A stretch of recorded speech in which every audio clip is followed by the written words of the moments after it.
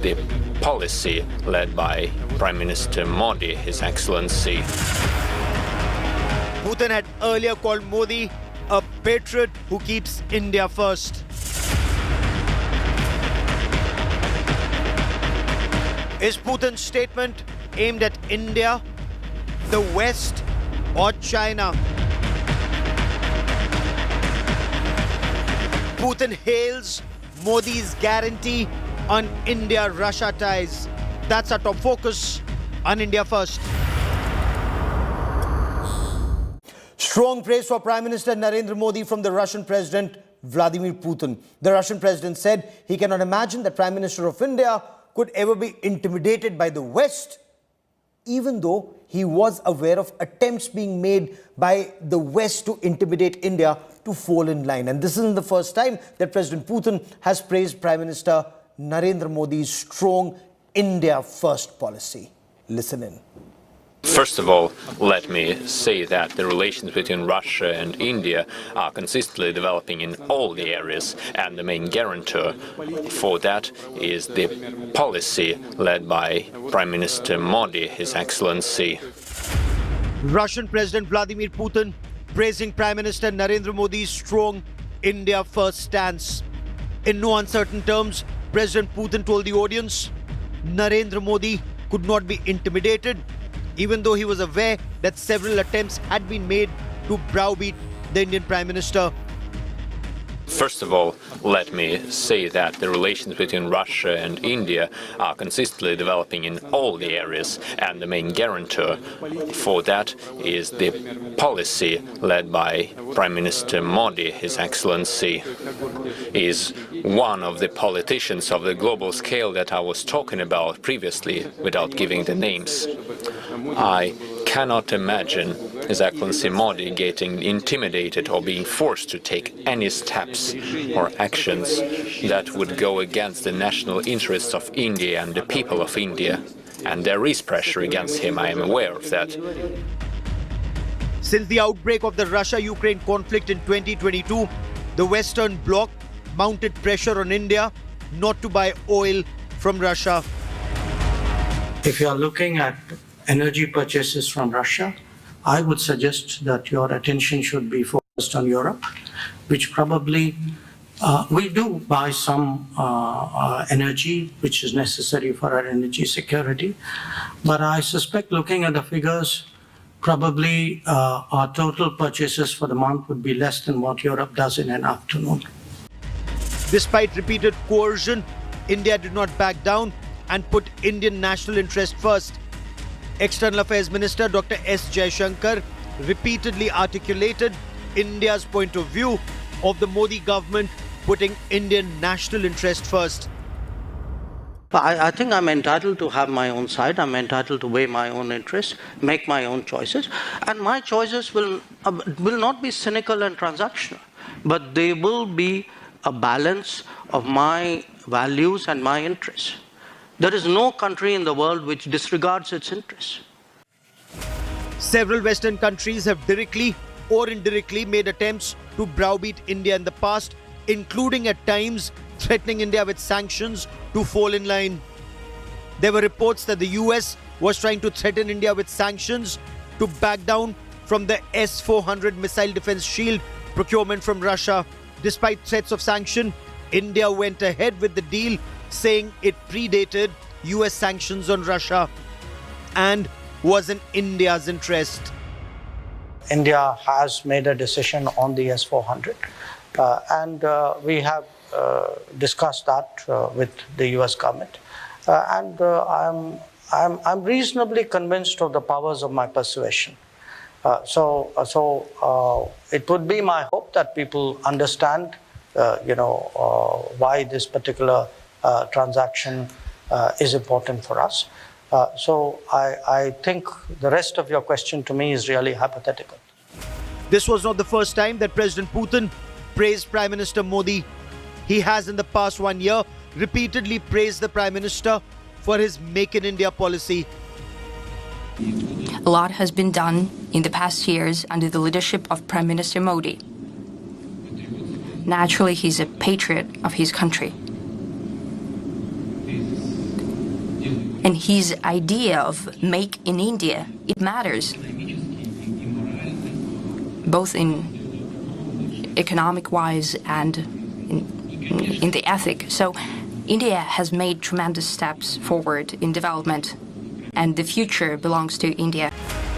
India's cheaper procurement of oil from Russia, according to the government, was a win-win, not just for India, but also for the developing world, ensuring oil prices remained in check globally. And following India's example, several countries sought cheaper, discounted oil from Russia. Bureau Report, India Today. So look at his statements in the past 1 year. The future belongs to India. Cannot imagine Prime Minister Narendra Modi being intimidated. He's a patriot for his country. These are President Putin's words for Prime Minister Narendra Modi and the Prime Minister's India First policy. But is it a tough tightrope walk for India? Is the West still attempting to browbeat India, to bully India to fall in line? Let's try and make sense of these statements and the implications. Joining me on this special, Tatiana Kokoreva is a journalist who joins us from Moscow. Also with me on the show, Sushant Sareen, Senior Fellow at the Observer Research Foundation, and Ambassador Mohan Kumar, a former top diplomat. And Tatiana, I want to begin by asking you, how is President Putin praising Prime Minister Narendra Modi being viewed in Russia? And of course, India's stance on Russia all along since the Russia-Ukraine conflict started. Well, good evening to you. Obviously, Russia is very, we've been following the development of, India-Russia ties from here, as well as, you guys are watching what's going on back in India. And I think that the praise that President Putin gave to Prime Minister Modi is very expected, in the country, in our country, because,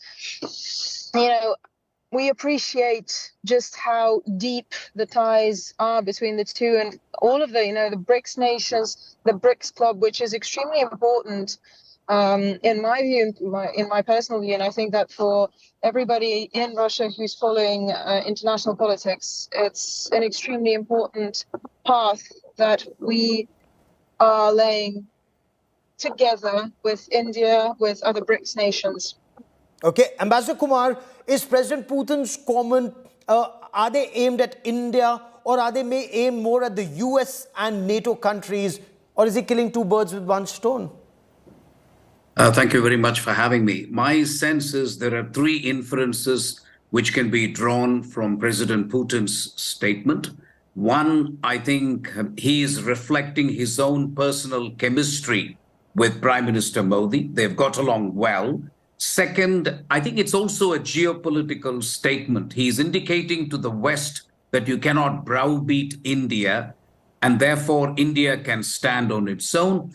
Third, and last but not the least, I think the External Affairs Minister in his book, The India Way, had said that the multi-alignment foreign policy of India is based on engaging the United States, cultivating Europe, reassuring Russia, and bringing in Japan. I thought that he had put into practice under the leadership of the Prime Minister. The External Affairs Minister has been able to implement this mantra in the case of Ukraine. And that is why I think India's diplomacy, which I think you can see a lot of dexterity and agility in it, I would give it full marks in so far as Ukraine is concerned. It's no secret that we came under pressure from the West, but I think we stood our ground and indicated to them that there are tremendous national interests at stake and we cannot sacrifice them. So that's the way I interpret the statement of President Putin. But let's now break this down, because you've made some very important points, as is Tatiana. Sushant Sareen, the US did try to bully India. US tried to dissuade India from either buying the S-400 system or even Russian oil. And that intimidation or those bullying tactics, in some ways or the other, they still continue, Sushant Sareen. Yeah, but look, Gaurav, I think we need to understand all diplomacy is a tightrope walk, and all countries will try and pull you in their direction.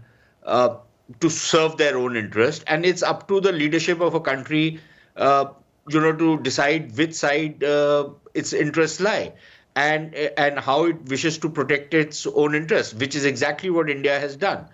So yes, I don't hold it against the Americans that they will pressure us, that they will browbeat us, they'll try and bully us at times. This is what countries do. This is what powerful countries do to smaller countries, right? And compared to the US, yes, we are a smaller country. Let's make no bones about it. But then how do you stand up for your own rights? How do you stand up for your own interests? And that is exactly what we have done. The point is that, whether it's the S-400 missile system, or it's the oil. And I think Dr. Jaishankar later on also made the point, many months later, in fact, that India's purchases of oil from Russia has actually been a global good, in the sense that we managed to make sure that oil prices don't go up. We managed to ensure that oil supplies continue. And in fact, the countries which have imposed sanctions on the Russians are actually buying the finished product from us. Oh, absolutely. And then taking care of their own economies and, their own heating and their own people. So, and that's one part of the story. But Tatiana, is Russia now too indebted to China?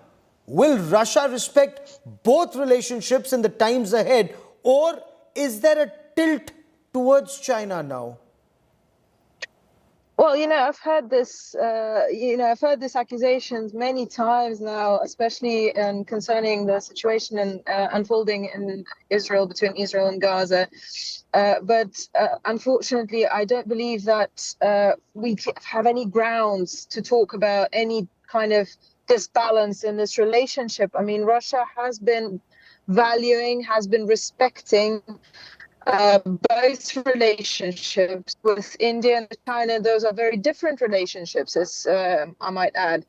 And also, if you look again at the BRICS platform, then you can see that even India and China, despite the fact that it's a turbulent relationship, but it's a relationship nonetheless. It's a difficult one, but it's still developing.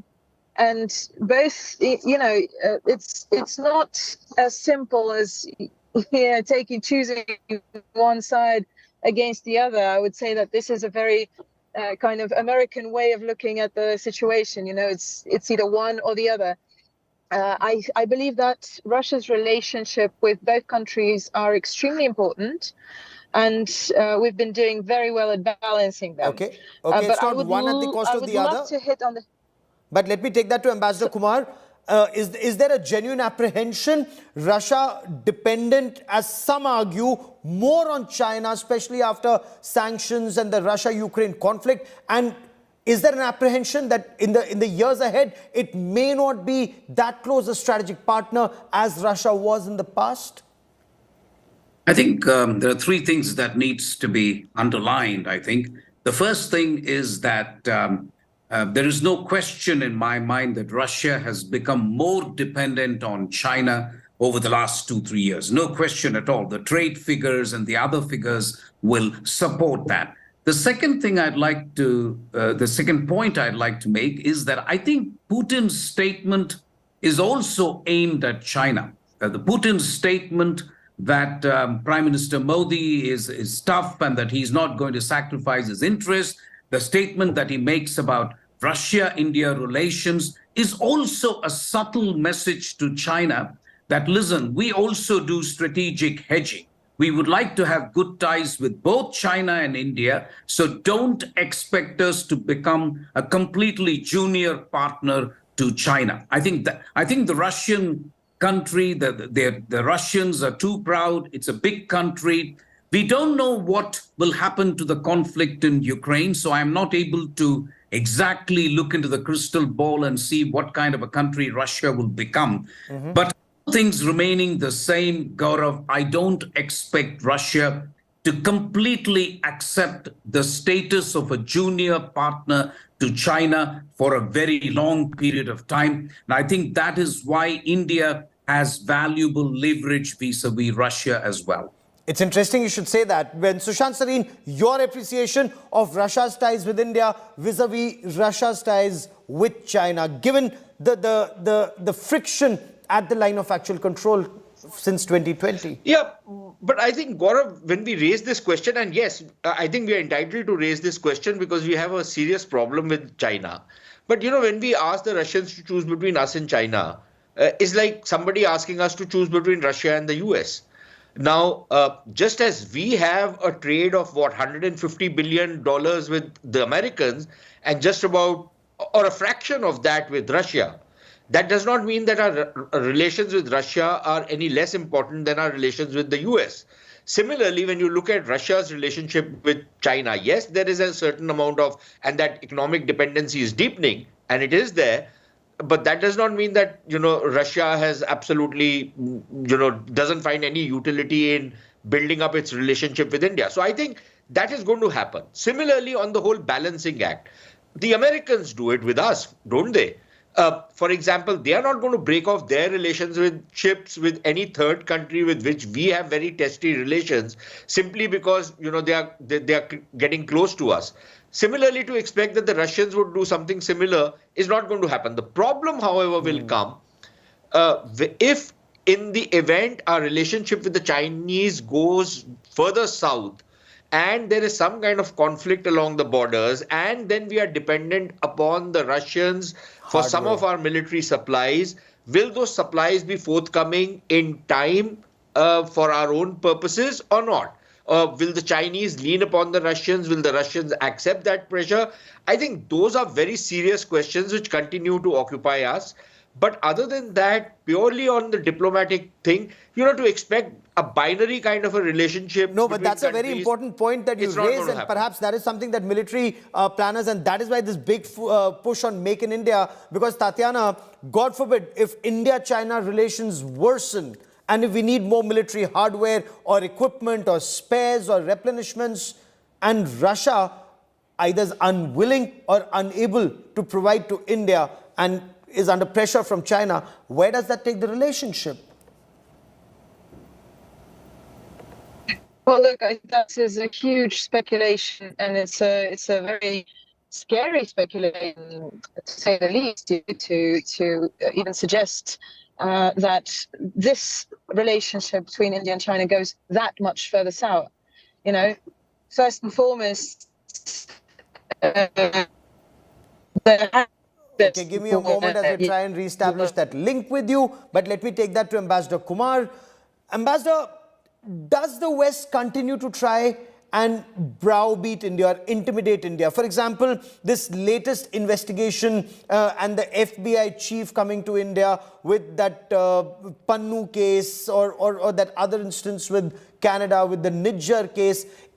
Is the West trying to intimidate India and wean us away from Russia?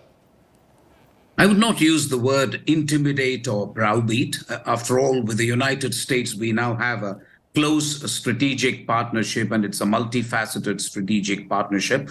But I would say, yes, there are conversations surrounding areas where we have disagreements with the United States, and the United States will always seek to advance their interest as we seek to do ours. So I do not see a direct correlation between, let's say, our ties with Russia, for example, and the Panun case or the Nijjar case. I would hesitate drawing a straightforward link between the two, but we need to understand that relationships have to find a certain level, and there are disagreements even among very, very close strategic partners. My sense is that India now finds itself in a position where differences can be managed. And the whole mantra of multi-alignment is that with the United States, you try to engage them, manage your differences. China, you keep them at bay, you cultivate the EU, and then you try to preserve what the relationship with Russia stands for, which is essentially supply of defense platforms. Okay. So for the time being, we are doing a wonderful job, and I wouldn't engage in too much of hypotheticals, Gaurav. We'll just have to take one step at a time. Fair enough. Point taken, sir. Sushant Sareen, President Putin's reading of Prime Minister Narendra Modi, perhaps a little better than President Biden's administration's reading of Prime Minister Narendra Modi, whether it's the Pannu case or the Nijjar case. There's no browbeating India to fall in line? No, I don't think there's any doubt about the fact that President Putin, whatever compliments he pays, which is a little unusual, especially the way somebody like him pays compliments. He's not exactly known for giving a lot of compliments to people. So which is nice. But look, there could be a certain amount of diplomatic gamesmanship also involved in it. It kind of puts us in a bit of a spot that the Russians, are so much in love with you. That what do the Americans do with us?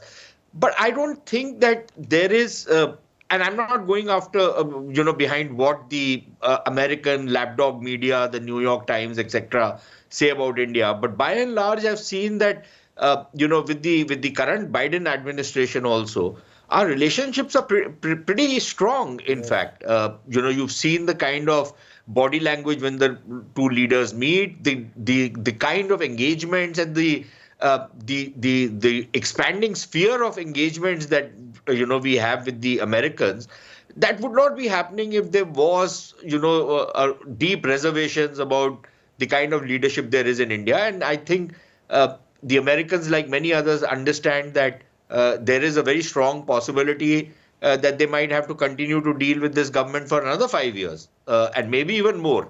Okay. So are they going to simply turn their face away simply because they might not agree with some of the things Mr. Modi and his party stand for? Just as we are not in agreement with everything that the American administration, the current administration, or the American political system espouses. I don't think we agree with a whole lot of things they do. Fair enough. So it's being multi-aligned. And are we therefore perhaps in a sweet spot or the sweetest spot possible and need to just build on that? I've run out of time. I haven't run out of questions. There's a lot more. There's a lot more that we need to talk about perhaps in the days and weeks ahead. But Tatiana, Ambassador Kumar and Sushant Saleen, as always, many thanks for joining me. A quick break. News and updates continue on India Today. Stay with us.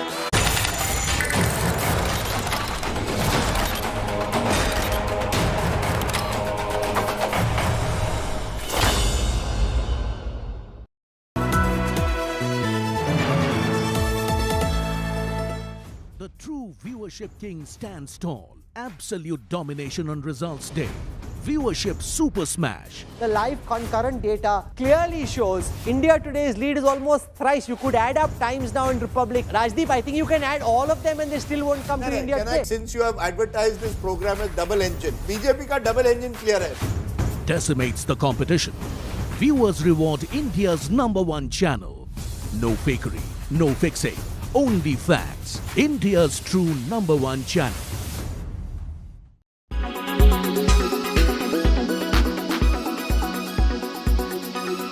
सभा doctor Nishikant Dubey सांसद द्वारा संसद सदस्य श्रीमती महुआ मोइत्रा के विरुद्ध सदन में प्रश्न पूछने के बदले नकदी में प्रत्यक्ष संलिप्तता के संबंध में दिनांक 15 अक्टूबर 2023 को दी गई शिकायत पर आचार संहिता की पहली रिपोर्ट पर विचार के उपरांत समिति के निष्कर्षों को स्वीकार करती है कि सांसद श्रीमती महुआ मोइत्रा का आचरण अनैतिक और संसद सदस्य के रूप में अशोभनीय है और इस कारण उनको लोकसभा सदस्य बने रहना उपयुक्त नहीं होगा। इसलिए संकल्प करती है कि उन्हें लोकसभा की सदस्यता से निष्कासित कर दिया जाए।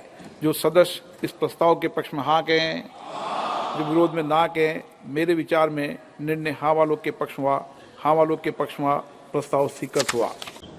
ये बेबुनियाद तथ्यों पर आधारहीन और स्रेफ और स्रेफ बदले के भावने से ये किए गए हैं, ठीक नहीं। रोजाना सदन के अंदर सत्तारूढ़ पार्टी खासकर मोदी जी महिलाओं की महिमान्वित करने आ रहे हैं, गुणगान हो रहे हैं। और देखिए आज ये नए सदन में सबसे पहले महिलाओं को बलि पे चढ़ाया गई।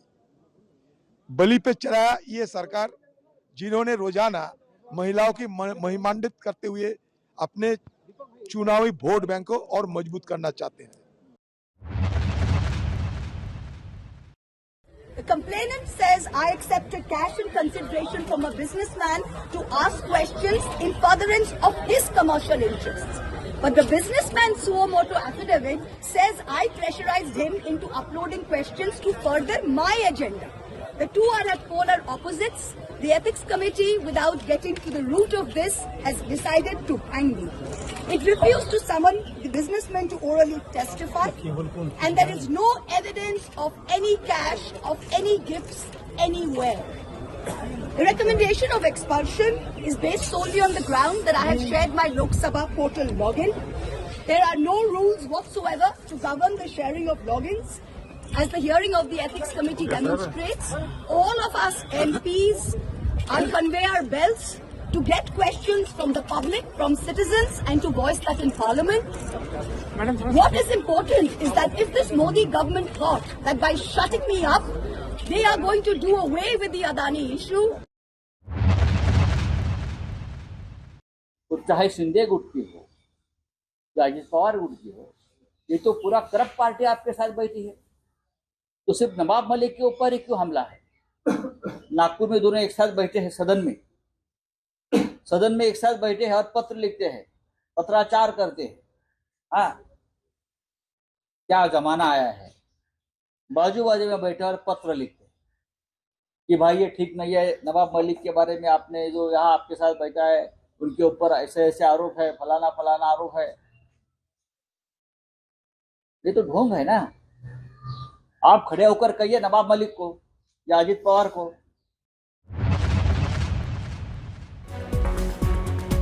Kamleshwar Dodia and his bike made heads turn at Bhopal Assembly. The poorest MLA of Madhya Pradesh, representing Sailana constituency, reached Bhopal riding his motorbike all the way from his village in Radhakua. It was a more than 350 kilometers ride. मेरी जो राजनीति वो परंपरागत राजनीति जो है, लोगों को बेवकूफ़ बनाना, दारू पैसा मुर्गा बांट करके वोट लेना, डराना धमकाना, मारपीट करके लोगों के वोट लेना, इससे पूरी उलट थी। मैं लोगों के पास में गया, मैंने लोगों को हिम्मत दी, वो लोगों को मैंने जो मैं लोगों के लिए करना चाहता हूँ, मैंने कहा कि आप मुझे जिताओगे तो मैं आपकी समस्याओं को दूर करूँगा। मैंने लोगों को एहसास दिला दिया कि तुम्हारी ये समस्या, तुम्हारी ये हालात है, तो फिर लोगों ने मुझे समर्थन दिया और मुझे विधायक बना दिया लोगों ने।